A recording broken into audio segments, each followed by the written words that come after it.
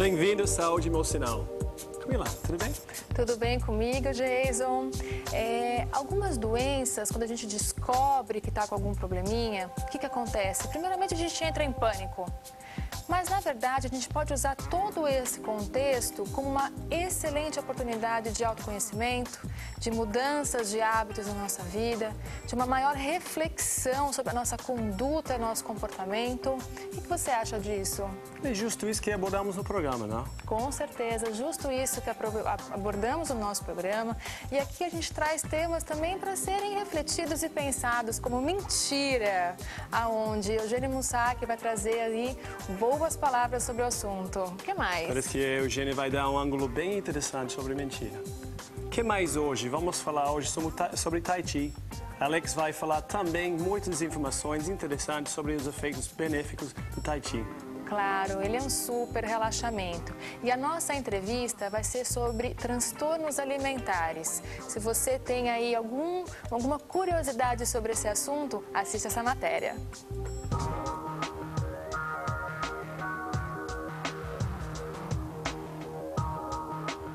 Atualmente, 8 em cada 10 pessoas estão preocupadas por sua aparência.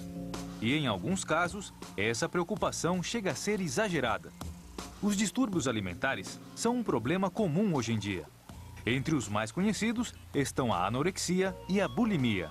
Ambos são alterações na dieta que afetam o funcionamento do corpo. Enquanto a anorexia é caracterizada por jejum prolongado, a bulimia é uma compulsão alimentar seguida de vômitos, laxantes ou exercícios intensos.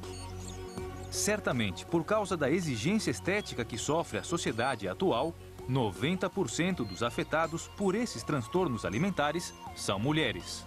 Os sintomas incluem distúrbios no ciclo menstrual, problemas gastrointestinais e fraqueza nos músculos, pele e cabelo. Como se o desconforto físico não fosse suficiente, são frequentemente acompanhados de ansiedade, instabilidade emocional e depressão. O que começa com um recurso fácil para perder peso, torna-se uma obsessão e uma doença crônica. O silêncio é o principal cúmplice. Como as vítimas costumam esconder o que está acontecendo, fica difícil para outras pessoas poder ajudá-las.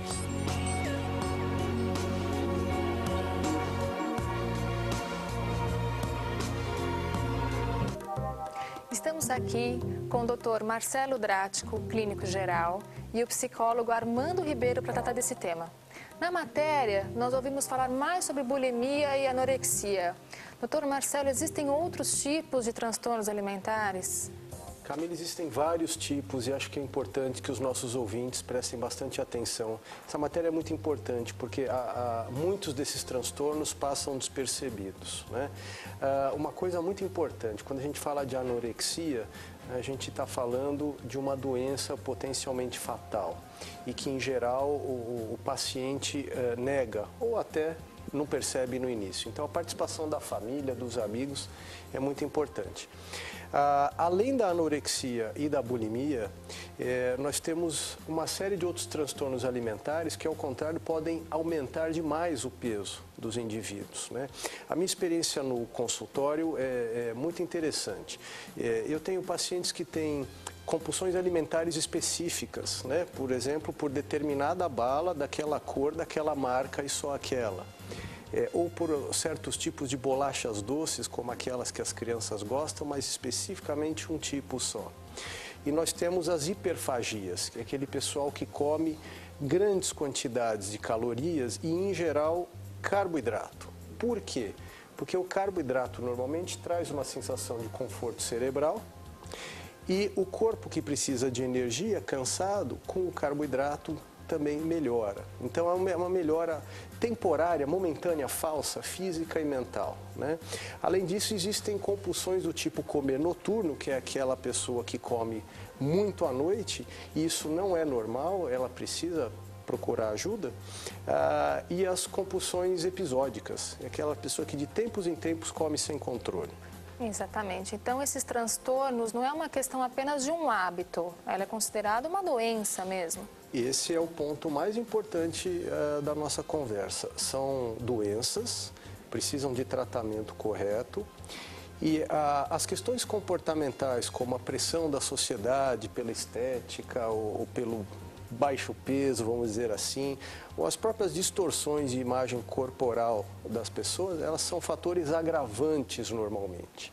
Então há uma questão neuropsiquiátrica sim envolvida. Falando em questão neuropsiquiátrica, nada melhor do que um psicólogo para falar sobre o assunto. Perfeito. Então. Aproveitando as palavras, eu gostaria de destacar bastante que os transtornos alimentares, além de uma entidade clínica específica, especial, podem aparecer em diversas outras desordens, como depressão, como em transtornos de ansiedade e outros problemas menos intensos. É fundamental que as pessoas entendam que um transtorno alimentar deve ser tratado. Muitas vezes em casa se passa uma vista grossa como se fosse apenas uma fase da vida. Muitas pacientes ignoravam ou escondiam certos rituais alimentares e acabavam no hospital. A informação, se você tem uma filha ou para você mesmo, é que as distorções da autoimagem são fundamentais como mecanismos dos transtornos alimentares. Então, a pessoa ela não percebe o peso real ou a forma real do seu corpo. E sempre uma forma idealizada e que, infelizmente, está aquém do que ela deseja. O tratamento médico e psicológico é considerado fundamental para os transtornos alimentares. Como o doutor bem colocou, são transtornos que podem levar a agravos à saúde, como a parada da menstruação, perda de cabelos, pelos, dentição. Então, são transtornos muito importantes, são transtornos que exigem uma abordagem multidisciplinar. Concorda? Eu concordo. Inclusive, aqueles que levam à queda do peso, como a anorexia nervosa, são realmente potencialmente fatais, porque a pessoa pode chegar a uma condição de desnutrição muito grave e, às vezes, irreversível. Mas tanto a anorexia como a bulimia, como a obesidade pode trazer esse quadro de desnutrição, porque um obeso, às vezes, não come o alimento correto. Pois é, você falou muito bem, Camila. O obeso ele pode estar acima do peso, mas, eventualmente, não bem nutrido, né? Mas, normalmente, é anorexia mesmo. A bulimia pode cursar com diminuição de peso como manutenção, porque, normalmente, os pacientes acabam comendo de fato, né? Então, é mais a anorexia que pode gerar esse quadro de desnutrição mais grave. A gente chama de desnutrição proteico-calórica. Ela perde massa gordura, mas ela perde muita massa magra também, definha.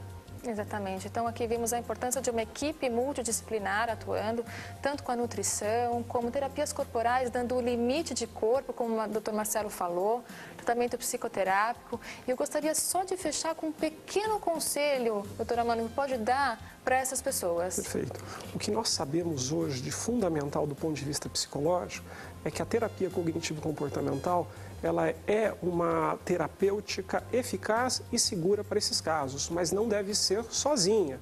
Deve se somar ao tratamento nutricional com uma nutricionista e também com o seu médico.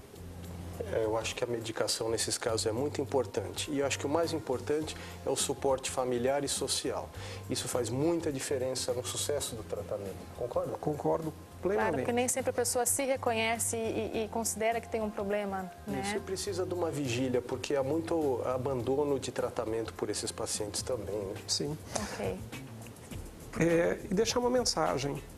Apesar da dificuldade, são transtornos que hoje temos um conhecimento bastante avançado.